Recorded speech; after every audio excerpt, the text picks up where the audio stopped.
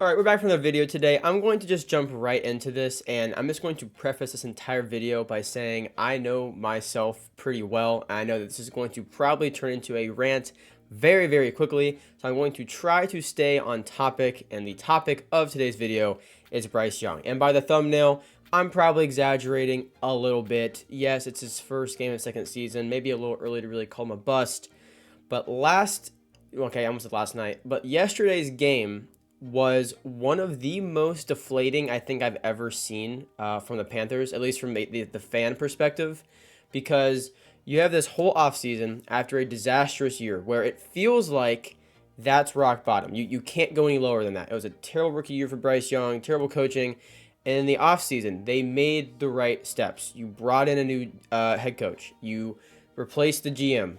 You put money in the offensive line. You drafted a receiver. You went and you traded for a receiver. Even though the team is not perfect, you went out and you made some sort of effort to bring in talent and improve the situation on offense from last year. And instead of seeing those results week one, you get 50-pieced by Derek Carr and the Saints, and you put up they had 10 points, I think, and the 10 points was scored in like the third or fourth quarter on a Bryce Young rushing touchdown. That was one of the worst games I've ever watched by a Panthers fan, and as a Panthers fan, and that's not even really an exaggeration. I mean, this game turned into 17-0 in one of the fastest ways I think I've ever seen watching any football game, at least in a game that was supposed to be evenly matched. This wasn't supposed to be the Panthers playing a powerhouse. This wasn't like I was tuning in to watch the Chiefs versus the Panthers.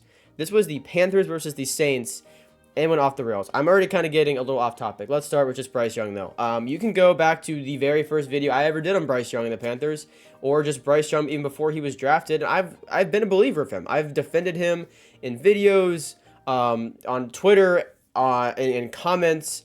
I am a believer in him, and a part of me really feels like the Panthers failed Bryce Young already. If he went, and I truly believe this, if he went to the Texans instead of the Panthers, I think he would be pretty good. Probably not in Stroud's level. I think Stroud is the better player, without a doubt. I think it would have been the better pick at the time. But I think Bryce Young going to the Texans, he would be a competent quarterback. He would be probably about an average to maybe a little above average quarterback on the Texans. I think this is such a organizational issue with the Panthers. And again, I'm already getting off track. For Bryce Young, though, the game opens up. He throws a pick. And I've been a defender of him, like I said, for a long time. He got a lot of excuses last year, and I felt that that was warranted. A quarterback needs a better situation to at least give him a shot than what he had last year. He had no blocking. He had no separation wide receiver. He had terrible play calling. This is a change of pace in really every direction for the Panthers. And the first play is an interception. And again, it's just one play. So I'm like, oh my gosh, I can't believe it. That's awful. Whatever. And the offense just never did anything. And Bryce Young specifically, he missed some pretty big throws. And I'm going to be honest, no situation for any quarterback is perfect. They always have to deal with something. Poor offensive line, not a lot of help at wide receiver, bad coaching, some sort of something. There's always something. It's never a perfect situation, unless it's like a really extreme case like the Chiefs. But even then, you could argue maybe Mahomes is light on weapons. Who knows? Either way, the point of this video, though, is that things were supposed to be different. And the offense looked pretty much no different than last year. And Bryce Young missed a big throw on third down where he had a little bit of pressure, but he had Adam Thielen open. He couldn't get it to him. That was early on in the game. And a bunch of empty drives really put the Panthers in a hole. And I'm not going to blame Bryce Young for all of those, but there were definite times where the drive could have continued pretty easily had he made just a intermediate to maybe difficult throw, but I wouldn't even call them difficult throws. It was just make the throw. But the guy had the receiver wasn't like wide open, but he had separation. It's you have to make the throw, and it just didn't happen. So again, I don't want to blame Bryce Young for everything because again, offensive line wasn't perfect. But a bad holding call by Jatavion Sanders at one point where the offense was actually kind of getting to a rhythm that brought him back. That was a huge holding call because it really just took down all the momentum the Panthers were slowly building up on offense, and it was just miscue after miscue after miscue. I really have never seen a game get so one-sided so quickly. From the defensive breakdown on the 65-yard Rashid Shaheed touchdown, which is a great throw by Derek Carr, by the way. That was a great play. From the defensive breakdown there, from the Bryce Young interception to the holding to the second half interception from Bryce Young, it seemed like no one was prepared at all, is what it seemed like, at least watching. I will say, and again, I know I'm going to start kind of ranting, getting off topic here, but I don't want to call Bryce Young a bust. And I obviously have that in the thumbnail because that's really the way it's trending. If we're being realistic, I think yesterday Bryce Young lost a lot of believers, and maybe not lost to them, but they definitely, at least it appeared to me, a lot of Panthers fans that believed in Bryce Young, that was a pretty devastating hit to that belief yesterday. And again, I'm not going to go and say, oh, the season's over. At the end of the day, it's one game. Teams have really bad games. It's not unheard of for a team to start out and be terrible, and for a quarterback to have a terrible game, and then he plays better the rest of the year, especially the young head coach in there. It's really not that out of the norm. I think what is out of the norm is the routine and consistent failure the Panthers have had since 2018. And again, I'm going to get off topic here, but I just got to say this. You know, if you want to go back, because really right now, yes, Bryce Young is not playing well. Bryce Young is, you can say he's a bad quarterback because he is playing like a bad quarterback. But then you look at like Baker Mayfield. Baker Mayfield has 6 incompletions and 4 touchdowns yesterday against, sure, not a great defense, but where was that Baker Mayfield in Carolina? That Baker Mayfield wasn't even the same, like zip code in Carolina. Like that Baker Mayfield was non-existent. That was not a thing when he was in Carolina. Like it's an issue with the organization, and I really feel like, from the owner down, there is some sort of issue that is keeping this team from taking another step. And I don't want to make it sound like I'm making excuses for poor quarterback play and poor coaching, but if we look at this as, whenever Matt Rule was hired, terrible hire, and even if it was a good hire, giving him like a 7-year contract right off the bat, ridiculous. Anyway, you hire him, you bring in Sam Darnold, that project fails. Okay, it is what it is, whatever. You go and you get Baker Mayfield. That clearly not the right move. You go and you get Frank Wright last year, and then there's the huge debacle of whether you picked Bryce Young or CJ Stroud. And for Bryce Young, for what it's worth, was labeled as the most pro-ready quarterback in that draft class. Even though Stroud was obviously, I guess, the better pick now in hindsight, that was a much more debated topic than I think people are realizing now, because you look back and now it's obvious. At the time, people were pretty split on that. And so for whatever reason, there's a trend of failure in Carolina and success elsewhere. You can look at Baker Mayfield. You can look at Joe Brady, the offensive coordinator. It seemed like he was horrible and that he was holding the Panthers back because the offense was dysfunctional when Joe Brady was here. Then he leaves, and he seems a pretty good offensive coordinator. I wouldn't say one of the best in the league, but there's probably an argument for that. So it's this pattern of complete incompetence when you're in Carolina, for whatever reason it may be. Now, I want to make this very clear. I don't think that is Dave Canales right now. I don't think Dave has done anything wrong. He hasn't had enough time to take any sort of blame. But at this point, with the pattern of, just disappointing game after disappointing game after disappointing season after disappointing season, I don't understand, it can't be the coach every time. There's just no way it's the head coach's fault every single time. I can't get behind that. I really can't. It doesn't make enough sense for me to think that every single time, yes, Matt Rule is terrible.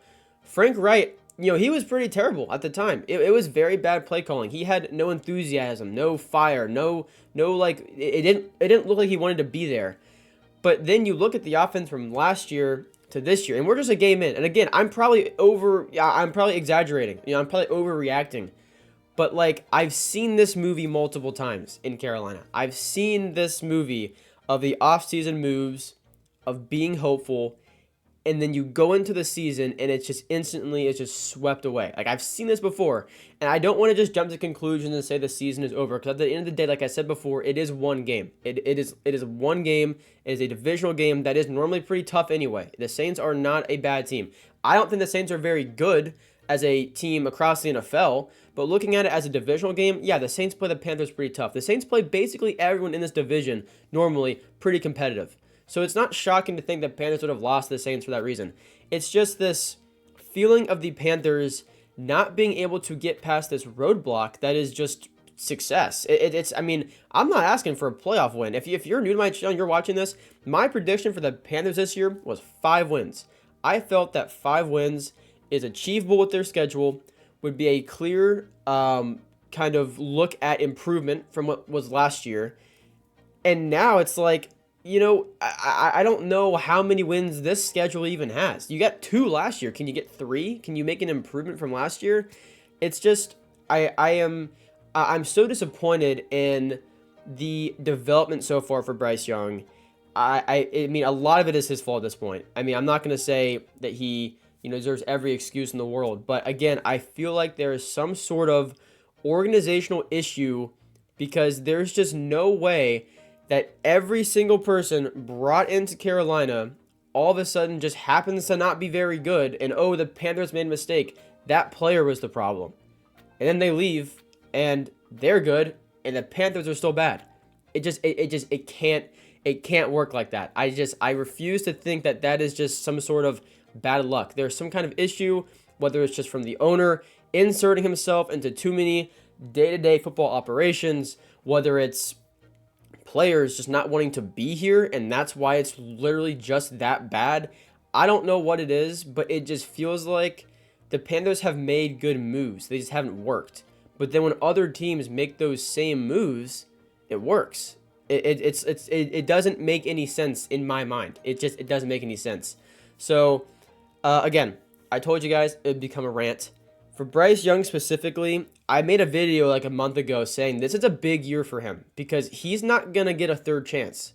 If he is really bad this year, I think he's still on the team next year for sure, but I think the Panthers go veteran quarterback and you let them battle out in camp, and then you use that veteran quarterback to bridge until the next draft pick, because that's the other thing. That's just the icing on the cake for me, is that the Panthers actually own their first round pick this year. But as of right now in college, there's no quarterback worthy enough being the first overall pick. I think if you picked anyone right now, whether it's Shedeur Sanders, Quinn Ewers, Carson Beck, Cam Ward, whoever it is, Jalen Milroe, I don't think any of them should be taken number 1 as it stands right now. And again, there's a lot of season left. But as it stands right now, I don't think any of them are going to end up being better prospects than what Bryce Young was coming out of, Alabama. And again, maybe, people like to say, oh, because he's too small. Oh, because of this. Like, dude, he's around the same size as Russell Wilson. He's around the same size that Drew Brees was.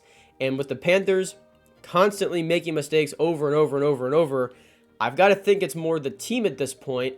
And that, yes, Bryce Young was probably a bad pick. But that bad pick was multiplied by 1,000 when he got to this organization, because apparently just nothing can be done in a realistic timetable. I mean, Matt Rule showed a little to no improvement when he was the coach across that team. There was nothing there to really get excited about and be happy about for the future. I think looking back on it, Frank Wright was probably fired a little too early. I think that letting him just finish out the season and see what direction he wanted to take the team would probably have been best. And I'm not going to lie, at the time, I was really happy when he was fired because I felt like the coaching was a huge issue. And I still believe that. Last year, the coaching was a huge issue. It looked like Bryce Young had no idea what he was supposed to be doing. And it looked like it was just run up the middle, screen pass, that was it. And for what it's worth, yesterday, the play calling was better. There were better design plays. And I feel like that's going to get covered up a little bit by just how disastrous the game was.